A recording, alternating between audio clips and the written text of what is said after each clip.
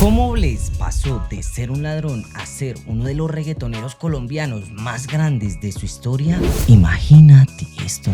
Tienes 15 años, robas celulares en la calle, le avisas a tu amigo de la policía mientras él atraca, o como diría Bless, le velas el pan. Una noche ves como le meten una puñalada a un man al frente tuyo y lo normalizas. 10 años después, ese mismo pelado abre la gala del Balón de Oro en París, primer latino en la historia, llena estadios en Estados Unidos, España y Francia. Del robo de la calle al evento de fútbol más grande del planeta. Esta es la historia de Bless, y lo que pasó a mitad de su carrera te va a quedar sonando. Itagüí Zipaquirá y la familia que lo rechazó. Su nombre real es Steven Meza Londoño. Nació en Itagüí, en el área metropolitana de Medellín, en una familia que toda la vida trabajó en una plaza de mercado. Su abuelo y su abuela vendían frutas y verduras, gente humilde, gente de abajo. Como él mismo dice, gente que venía de no tener casi nada, pero que gracias a su mamá y su papá tuvo para ser feliz. Cuando tenía 8 años, sus papás se separaron. Su mamá conoció a otra persona y se fue a vivir a Zipaquirá, cerca de Bogotá, y Steven se fue con ella. Pero ahí en la fría, lejos de su tierra, empezó el problema. Él no se sentía parte de esa nueva familia, no se encontraba. Como él dice, yo no sirvo para vivir con leyes, con reglas, yo hago lo que me hace feliz. Empezó a sentir que le estaban dañando el futuro a su mamá, que tenía un nuevo amor, una nueva vida, y se refugió en lo único que parecía recibirlo sin preguntas: la calle. Y acá viene lo más duro. Cuando la calle se salió de las manos, cuando se metió en problemas serios, Steven decidió volver a Medellín. Llamó a su papá, a sus tíos, a sus tías, a sus primos, a toda su familia, y uno por uno le cerraron la puerta. Nadie lo quiso recibir porque venía marcado, problemas con la ley, fama de ladrón. Una historia de calle que nadie quería en su casa. La calle, la puñalada y la cárcel de menores. Entre los 14 y los 15 años, Steven ya estaba metido de lleno en la calle. Tenía un parcero al que le llama su hermano de calle, con el que amanecía robando, y aunque él dice que casi nunca robaba directamente, que más bien le velaba el pan al amigo. O sea, le cuidaba la espalda mientras el amigo atracaba. Sí, llegó a robar celulares, sobre todo a algunas personas, pero hay algo dentro de él que nunca cuadró del todo. Él mismo cuenta que le decía a su amigo: no vayas a robar a un niño, si vas a robar a alguien, roba a alguien que te pueda meter la mano. Porque en el fondo dice, siempre fui muy noble, y se preguntaba, ¿por qué estoy haciendo esto? Y entonces llegó el momento que lo marcó para siempre. Estaban en un partido de microfútbol. Dos manes en la gradería empezaron a decir cosas. Su amigo se agarró a cuchillo con uno, y en medio de todo alguien le metió una puñalada a él que los estaba provocando. Steven vio todo, y lo más aterrador no fue la puñalada, fue darse cuenta de que cuando llegó a su casa ya veía todo esto normal. Nada le sentía. Cuando alguien robaba, normal. Cuando había sangre, normal. Y ahí ese pelado de 15 años tuvo un momento de claridad. Yo tengo que frenar esto ya, porque entendió algo que no muchos entienden, hasta que ya es muy tarde. La calle nunca te va a corresponder, pero antes de poder salir, lo agarraron, se peleó, terminó en una correccional de menores, 48 horas detenido. Lo iban a mandar a un centro de reclusión para menores llamado El Redentor. Su mamá tuvo que contratar a alguien para sacarlo. Y cuando salió ya sabía lo que tenía que hacer. Me voy a abrir de aquí como sea, dijo Bless. Acuérdate de este punto porque esto cambia todo. La abuela, el cuarto y el trabajo de las 2 de la mañana. Steven volvió a Medellín y la única persona que le abrió la puerta fue su abuela materna. Como él dice, las abuelas nunca te dejan solo. Y la vida que le tocó ahí fue de las más humildes que te puedes imaginar. Un cuarto diminuto, literal, la mitad de un estudio normal. Desde la puerta de la calle se veía la cama. Sus abuelos dormían en una cama y él sacaba un colchón de abajo para dormir en el piso. 2 pasos para llegar al baño, la cocina al lado, la lavadora ahí mismo, sin patio, sin nada. Le pedí a mis abuelas 2.000 pesos, como $0.50, para poder ir a dar una vuelta, y ni siquiera a veces eso había. Hasta que la abuela le habló claro: usted ya casi cumple 18, necesito que me diga qué va a hacer, yo no lo puedo mantener. Steven le pidió trabajo a su papá y el trabajo era duro, muy pesado. Cargar camiones en la central de abastos de Medellín de 2 de la mañana a 5 o 6. Después se iba a estudiar de 7 a 1. Y para tener algo de plata compraba tarros de gomitas y las vendía en el colegio. Los fines de semana era peor. De las 2 de la madrugada hasta las 10 o 12 de la medianoche, casi 24 horas cargando frutas y verduras, volvía sucio, oliendo maluco, reventado. Pero como él dice, se sentía mejor que cuando estaba en la calle. Y en medio de todo ese cansancio ya estaba naciendo otra cosa, el nacimiento de Bless y el pastel de pollo. Bless siempre fue bueno para improvisar. Venía rapeando desde que jugaba en la selección de microfútbol de Zipaquirá, tirando freestyle en el bus con los parceros. Tenía un tío que sufría de esquizofrenia y que era rapero, que le rapeaba sus locuras y le enseñó breakdance desde chiquito. La música le venía de ahí porque nadie más en su familia cantaba, sin palanca, sin talento, sin futuro, sin a puro pulso. En el colegio había una chica que le decía: si me haces un freestyle te compro los dulces. Y Steven le improvisaba versos coqueteándole y le compraba las gomitas. Así descubrió que tenía algo. Esa misma niña le presentó a un productor llamado Lil J, que tenía un estudio en el barrio Antioquia de Medellín. Pero Steven no tenía plata, una producción costaba 500.000 pesos y él los sacaba cargando camiones, como 50.000 al día. Así que pagaba las canciones por partes, grababa 3 barras en un día y el resto la otra semana. Una sola canción se demoraba un mes y para llegar al estudio caminaba 40 minutos de bajada porque no le alcanzaba ni para el pasaje. Adoptó un nombre.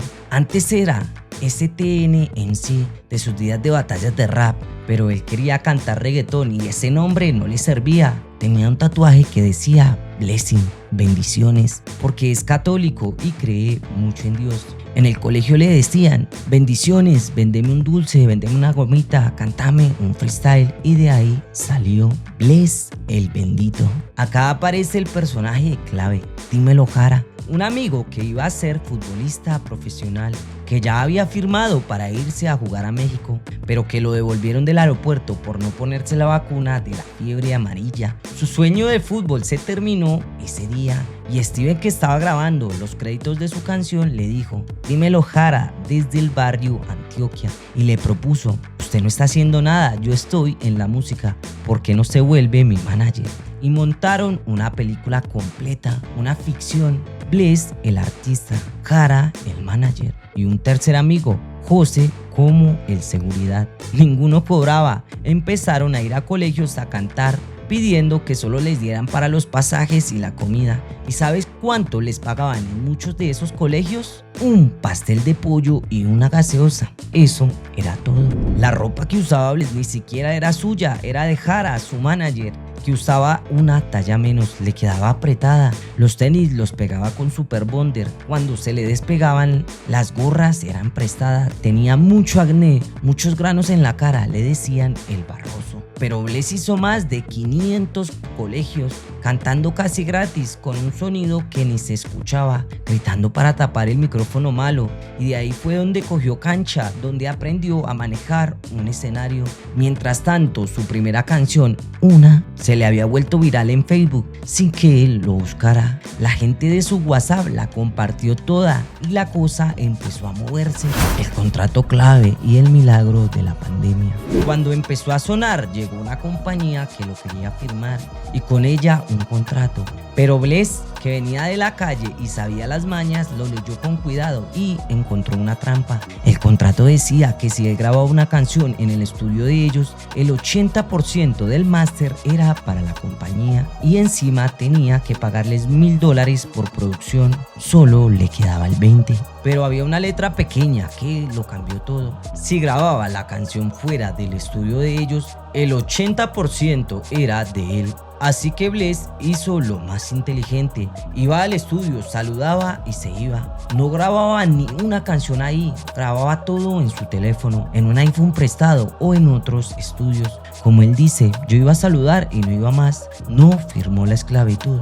Y entonces llegó la pandemia. Para el mundo fue una tragedia, pero para Bless fue la oportunidad más grande de su vida. Mientras todos los artistas frenaron, él dijo, es mi momento, es hoy. En ese tiempo lo estaban dejando quedar en un apartamento con su manager Dímelo Jara, con José y con la abuela de Jara, la hermana y 2 perros. Todos amontonados dormían uno encima del otro. La sábana, dice él, ya era de color café y negro de lo sucia. Se había quebrado el pie jugando fútbol y aún así salía con muletas a grabar freestyle en plena cuarentena, escondiéndose de la policía. No paró de sacar música ni un solo mes. Y fue en ese encierro donde una canción suya se volvió viral y para sorpresa de todos y contra todo pronóstico, en contra, Lejanía con Ryan Castro. Lanzada en noviembre de 2020, el tema que le empezó a cambiar la vida. Ya no era el niño que hacía freestyle, ya era Bless. Maluma, el Balón de Oro y la exposición.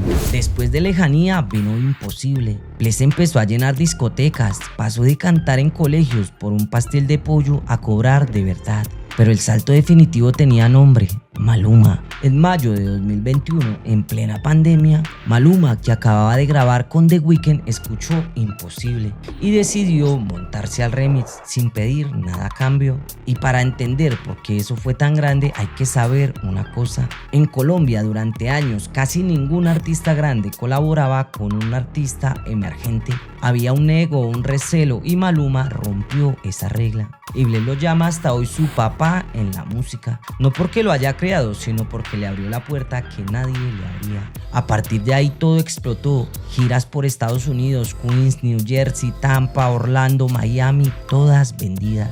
De 2.000 a 2.500 personas, giras por Europa, España, Francia, Italia, lleno en Medellín, la misma ciudad donde seguían, según sus palabras, cantaba por un pastelito hace 2 años y medio, llenó el Movistar Arena de Bogotá y después su sueño más grande, el Atanasio Girardot de Medellín, su tierra, con 45.000 personas. Y entonces llegó uno de los momentos más importantes para Bless y la música urbana en Colombia.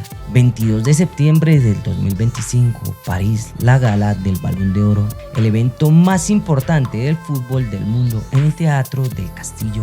Bless, primer artista latino en cantar ahí, abrió la ceremonia con su canción Condenado al Éxito 2, una canción que según él nació de un sueño en plena parálisis de sueño, donde sintió que una voz le decía estas palabras. Llegó trasnochado después de 18 shows seguidos, se tuvo que maquillar las ojeras, parecía un zombie, pero cuando cantó dice que sintió que subía un escalón en su vida, que todo lo que vivió, todo lo que lloró y todo lo que sufrió lo sintió ahí, como ganar una guerra. El niño que robaba celulares y cargaba camiones a las 2 de la mañana, ahora le cantaba al mundo entero desde el corazón del fútbol, lo que Bless hace hoy.